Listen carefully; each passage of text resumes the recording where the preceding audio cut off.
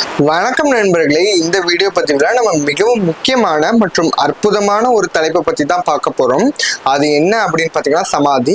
சமாதி அப்படின்னா நம்ம என்ன நினைச்சிட்டு இருக்கோம் அப்படின்னு பாத்தீங்கன்னா, முனிவர்கள் காட்டுல போய் தவம் இருந்து இறைநிலையை அடைவதற்காக செய்யக்கூடிய முயற்சி அப்படின்னு தான் நம்ம நினைச்சிட்டு இருக்கோம்.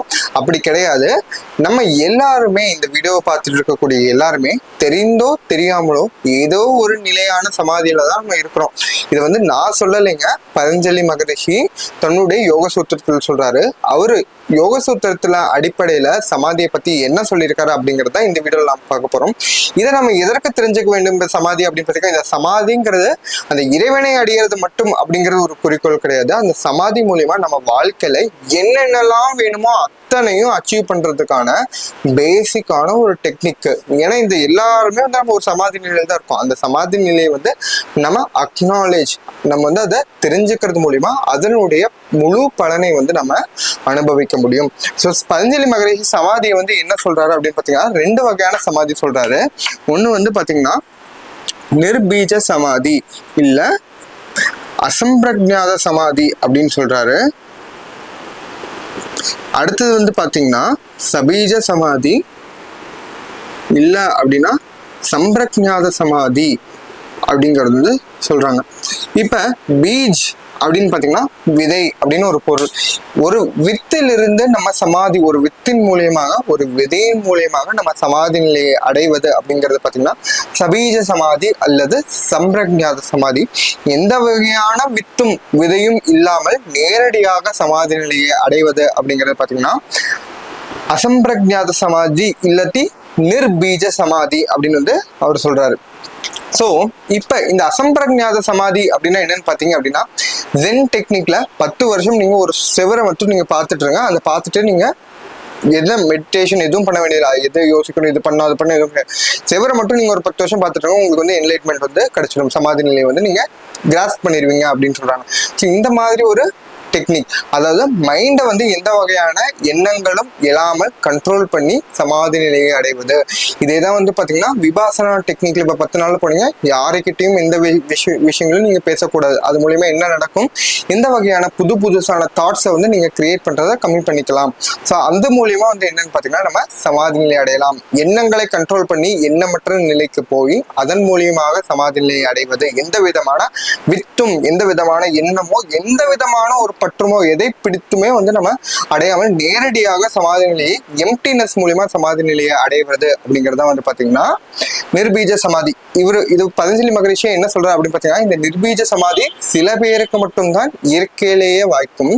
மற்றவர்கள் என்ன செய்ய வேண்டும் அப்படின்னு பாத்தீங்கன்னா சபீஜ சமாதி, சம்பிரஜாத பிரக்ஞா அதன் மூலியமாக அடைந்த, அதாவது சம்பிரஜாத சமாதியின் மூலியமாக அடையக்கூடிய கான்சியஸ்னஸ், அதன் மூலியமாக அடையக்கூடிய அறிவின் மூலியமாக நம்ம இந்த அசம்பிரஜாத சமாதியை அடைய முடியும் அப்படின்னு சொல்றாரு. ஸோ இப்ப சம்பிரஜாத சமாதியில பாத்தீங்கன்னா அவரு 4 ஸ்டேஜஸ் சொல்றாரு.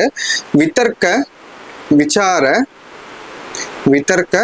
விசார ஆனந்த அஸ்மித அப்படின்னு 4 நிலை சொல்றாரு. இந்த 4 நிலையில ஒரு நிலைகளை தான் நம்ம எல்லாருமே இருந்துட்டு இருக்கோம். இப்ப வித்தர்க்க அப்படின்னு பாத்தீங்கன்னா தாட்ஸ், செல்ஃப் அனலைசிஸ். இப்ப தாட்ஸ் பாத்தீங்கன்னா எப்படி தாட்ஸ், இப்ப எனக்கு இப்போ 1 கோடி ரூபாய் பணம் வேண்டும் அப்படின்னு பாத்தீங்கன்னா, ஏன் 1 கோடி ரூபாய் வேணும், 1 கோடி ரூபாய் இருந்தா நான் இந்த விஷயங்கள் செய்ய முடியும், எனக்கு இந்த விஷயங்கள் கிடைக்கும், அந்த 1 கோடி ரூபாய் அடையிறதுக்கான வழி இது அப்படிங்கிறதுமான பல வகையான அனலைசிஸ் செஞ்சுட்டு ஃபைனலா ஒரு வகையான தாட்டுக்கு வரும். அந்த தாட் பாத்தீங்கன்னா டிசையர் இல்லாட்டி அது ஒரு வகையான மைண்ட் செட். அதாவது ஒருத்தங்க கிட்ட 1 கோடி ரூபாய் வருது அப்படின்னு பாத்தீங்கன்னா, அந்த 1 கோடி ரூபாய் வருவதற்கு முன்னாடி அந்த 1 கோடி ரூபாய் அடைவதற்கான மைண்ட் செட் அப்படிங்கிறது ஃபர்ஸ்ட் இருக்கு. சரிங்களா? ஸோ இதுதான் நான் என்ன சொல்றேன் அப்படின்னு பாத்தீங்கன்னா ஃபியூச்சர் சீடிங். உங்களுக்கு வாழ்க்கையில என்ன வேணும் அப்படிங்கிறத அந்த எண்ணாலே நீங்க ஸ்ட்ராங்கா அந்த டிசைரை வில் அதை நீங்க டிசைட் பண்ணுங்க அப்படிங்கிறது ஃபர்ஸ்ட் பாயிண்ட். அதுதான் அவர் சொல்ற விதர்க்க. எல்லாருக்குமே ஒரு வகையான ஆசைகள் இருக்கு இல்லைங்களா? ஸோ யாரா இருந்தாலுமே பாத்தீங்கன்னா அட்லீஸ்ட் ஸ்டார்டிங் ஸ்டேஜ்ல ஆசை இருக்குது, சாப்பிடணும்னு ஆசை இருக்கு அப்படின்னாலுமே அதுவுமே அவங்க ஒரு வகையான ஒரு சமாதி நிலையில தான் இருக்காங்க. ஏன் அப்படின்னா அதுவும் ஒரு வகையான தாட் அனலைஸ் பண்ணி சாப்பிட வேண்டும், சாப்பிட்டா இது கிடைக்கும் அது கிடைக்கும், இதனால நம்ம இந்த பலன் அடைவோம் அப்படின்னு ஒரு ஆராய்ச்சி பண்ணி ஒரு எண்ணம் இருக்கு அப்படின்னாலே அதுவே வந்து ஒரு வகையான சமாதி நிலை தான், ஆரம்ப சமாதி நிலையில எல்லாருமே இருக்கும்.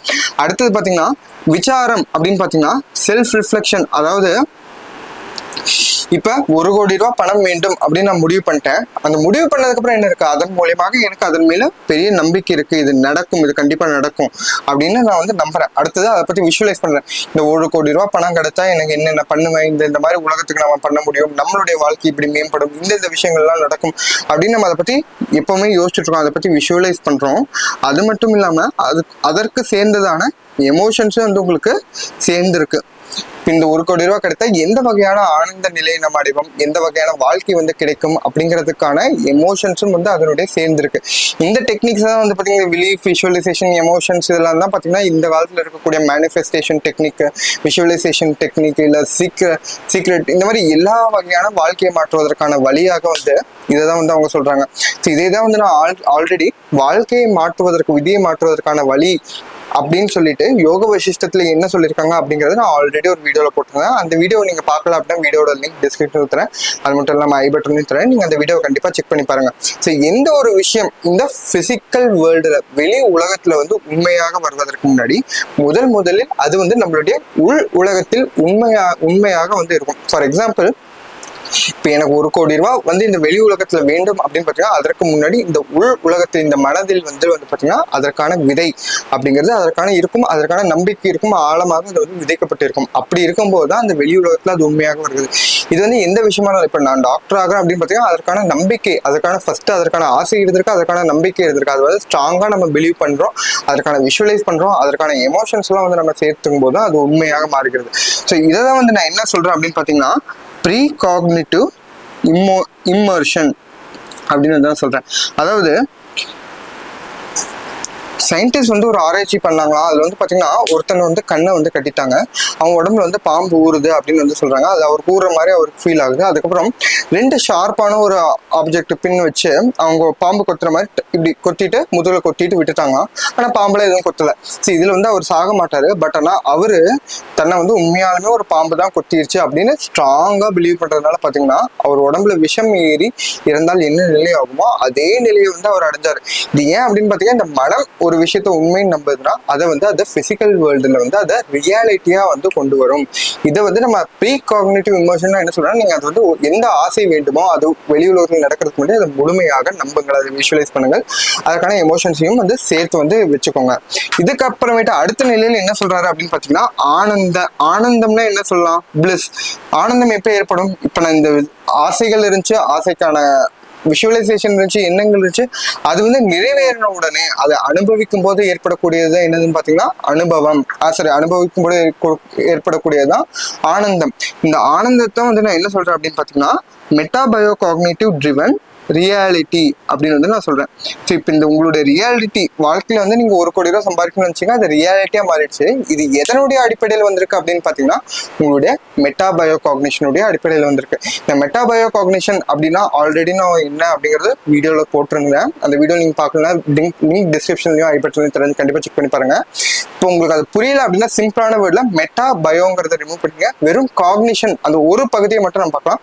காக்னிஷன் ரிவன் ரியாலிட்டி, அதாவது பாத்தீங்கன்னா முன்னாடி சொன்ன எக்ஸாம்பிள்ல பாம்பு கிடைச்சிருச்சுன்னு அவன் நம்புறான், அந்த காக்னிஷன் இருக்கிறதுனால அது வந்து அவங்களுடைய ரியாலிட்டியை வந்து டிரைவ் பண்ணுது, ரியாலிட்டியை வந்து உண்மையாக்குறது. இப்போ வந்து நமக்கு 1 கோடி ரூபாய் பணம் வேண்டும் அப்படின்னு நம்ம நினைக்கிறோம், அதற்கான எண்ணங்கள் விஷுவலைசேஷன் இருக்கும்போது அதற்கான எஃபர்ட் எடுக்கும், அதுக்கப்புறமேட்டு அது ரியாலிட்டியா வந்து மாறுது.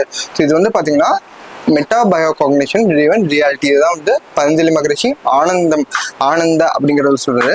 அதுக்கப்புறமேட்டு பாத்தீங்கன்னா அஸ்மிதா அப்படின்னு சொல்றாங்க. அஸ்மிதான்னு பாத்தீங்கன்னா ஈகோன்னு பல பேர் சொல்றாங்க, இல்லாட்டி நீங்க என்னன்னு சொல்லலாம் அப்படின்னு பாத்தீங்கன்னா செல்ஃப் ஐடென்டிட்டி அப்படின்னா நான் யார் அப்படிங்கறது வந்து நான் எதனுடைய ஐடென்டிஃபை பண்ணி வச்சிருக்கேன் அப்படிங்கறத வந்து செல்ஃப் அப்படிங்கறத நம்ம சொல்லலாம். இப்ப நான் யாரு அப்படின்னு கேட்டீங்கன்னா நான் இப்ப வந்து இப்போ ஒரு டாக்டர், நான் ஒரு தமிழன், இல்ல வந்து நான் ஒரு இந்தியாவுக்குள்ள இருக்கேன் அப்படிங்கறதெல்லாம் பாத்தீங்கன்னா இது எல்லாமே நாமளே இந்த சூழ்நிலைக்கு ஏற்ற மாதிரி ஒரு பட்டம் கொடுத்து வச்சிருக்கோம். இப்போ ஃபார் எக்ஸாம்பிள் டாக்டர் நம்ம யாரும் சொல்ல அப்படின்னு பார்த்தீங்கன்னா யாருக்கிட்ட எம்பிபிஎஸ் டிகிரி இருக்கோ அவங்க வந்து டாக்டர்னு சொல்றோமே தவிர யார் வந்து மக்களை குணப்படுத்துறாங்களோ அவங்க டாக்டர்னு சொல்றது இல்லை. ஃபார் எக்ஸாம்பிள், நான் எம்பிபிஎஸ் டிகிரி படிச்சுட்டு அதுக்கப்புறம் அனாட்டமி படிச்சுட்டு மக்களை வந்து நான் ட்ரீட் பண்றதுல வெறும் காலேஜில் டீச்சிங் மட்டும் பண்றதுனாலும் நான் வந்து டாக்டர் தான். பட் ஆனால் சில பேர் எந்த டிகிரியுமே இல்லை, சில பேருக்கு மக்களை வந்து குணப்படுத்தக்கூடிய தன்மை இருக்கு அப்படின்னாலும் அவங்கள வந்து நம்ம டாக்டர்னு சொல்லுவோம். இந்த பட்டம் இருக்கக்கூடியவங்கள தான் வந்து நம்ம டாக்டர் அப்படிங்கிறது நம்ம சொல்றோம். அந்த மாதிரி பிஹெச்டி டிகிரி இருக்கவங்கள தான் வந்து நம்ம டாக்டர்னு சொல்லுவோம். அப்போ வந்து ஏன் வந்து நர்சிங்ல இருக்கக்கூடியவங்க டாக்டர் சொல்லக்கூடாது, ஏன் இன்ஜினியரிங்ல இருக்கக்கூடியவங்க டாக்டர் சொல்லக்கூடாது அப்படிங்கிறது அது வந்து ஒரு பெரிய டிபேட். ஸோ இப்போ வந்து பார்த்தீங்கன்னா எல்லாமே நம்ம எதெல்லாம் ஐடென்டிஃபை பண்ணி வச்சிருக்கோம், நான் அப்படிங்கிறது எதை வந்து நம்ம ஐடென்டிஃபை பண்ணி வச்சிருக்கோம் பார்த்தீங்கன்னா இந்த சூழ்நிலைக்கு ஏற்ற மாதிரி தான் ஐடென்டிஃபை பண்ணி வச்சிருக்கோம், தவிர அது உண்மையான செல்ஃப் ஐடென்டிட்டி அப்படிங்கிறது கிடையாது. So over the period of time உங்கள் வாழ்க்கையில் பல விஷயங்கள் வந்து நீங்கள் அச்சீவ் பண்ணணும். இப்போ 1 கோடி ரூபா வேணும்னு சொல்றீங்க, இந்த 1 கோடி ரூபா கிடைச்ச உடனே நீங்கள் முன்னாடி அந்த 1 கோடி ரூபா கிடைக்கிறதுக்கு முன்னாடி இருந்த நீங்களும் இப்போ இருக்கக்கூடிய நீங்களும் ஒன்று கிடையாது. அது உங்களுடைய நீங்கள் அப்படின்னு நீங்க வந்து யாரை ஐடென்டிஃபை பண்ணி வச்சுக்கணும், அது பல மடங்காக வந்து அது விரிவடைந்திருக்கும். சோல், இந்த செல்ஃப்ங்கிற வார்த்தையில இதுக்கான விளக்கம் இருக்கு. Soul's expansion into limitlessness through faith. SELF, soul's expansion into limitlessness through faith தான் வந்து பாத்தீங்கன்னா நான் செல்ஃப் அப்படின்னு வந்து சொல்றேன். ஸோ இப்போ வந்து நான் வந்து டாக்டர் ஆகணும்னு நினைச்சேன். இப்போ அதுக்காக நீட் படித்தோம், அதுக்கப்புறமேட்டு எக்ஸாம் வந்து அது கிடைச்சது, அதுக்கப்புறம் ஆனந்தம் ஏற்படுறதுக்கு அப்புறம் நான் அந்த 12th முடிச்ச பையங்கிற ஐடென்டிட்டிலேருந்து நம்மளுடைய ஐடென்டிட்டி விரிவடையுது.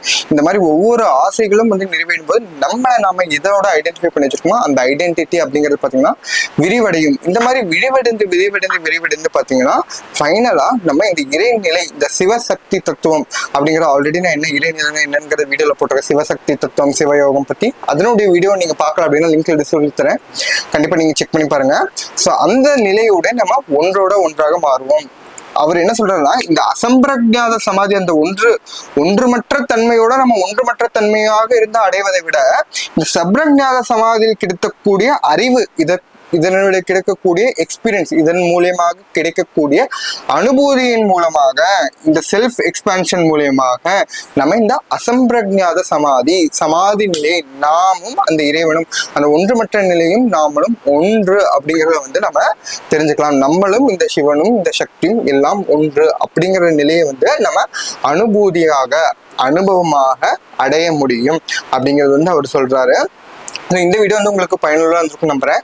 சிம்பிளா நம்ம சமாதின்னு தெரிஞ்சுக்கிறேன்னா வாழ்க்கையில அனைத்தையும் அடைவதற்கான ஒரு டெக்னிக் தான். இதை பத்தி ரைட்டான ஒரு அண்டர்ஸ்டாண்டிங் வேணும். இல்லை அப்படின்னா இது மற்றவங்களுக்கானது, நமக்கு இல்லை அப்படிங்கிறத அப்படின்னு வந்து நம்ம நினைக்க ஆரம்பிச்சுக்கோம். ஸோ இந்த வீடியோ வந்து உங்களுக்கு பயனுள்ளதாக இருந்திருக்கும் நம்புறேன். அடுத்த வீடியோவில் வந்து பார்த்தீங்கன்னா இந்த ப்ரீகாக்னிட்டிவ் இம்மர்ஷன் அப்படின்னு நான் சொல்லியிருந்தேன் இல்லைங்களா, இதற்கான ஒரு டெக்னிக்காக ஒரு ஆடியோ பதிவு வந்து நான் உங்களுக்கு தரேன். அது நைட்டு தூங்கும்போது நம்ம கேட்டுட்டு நம்ம தூங்கும்போது பார்த்தீங்கன்னா நமக்கு நம்மளுடைய ரியாலிட்டியை வந்து நம்ம மாற்ற முடியும். மெட்டாபயோ காக்னிஷன் ட்ரிவன் ரியாலிட்டி, ஆனந்த அஸ்மிதா அனுபவத்தை வந்து நம்ம அடைய முடியும்.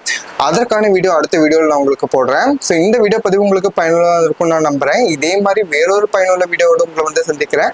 அதுவரை உங்களிடமிருந்து விடைபெறுவது உங்கள் மருத்துவர், உங்கள் நலவாழ்விற்கான வந்து மெய்வழி வாழ்க.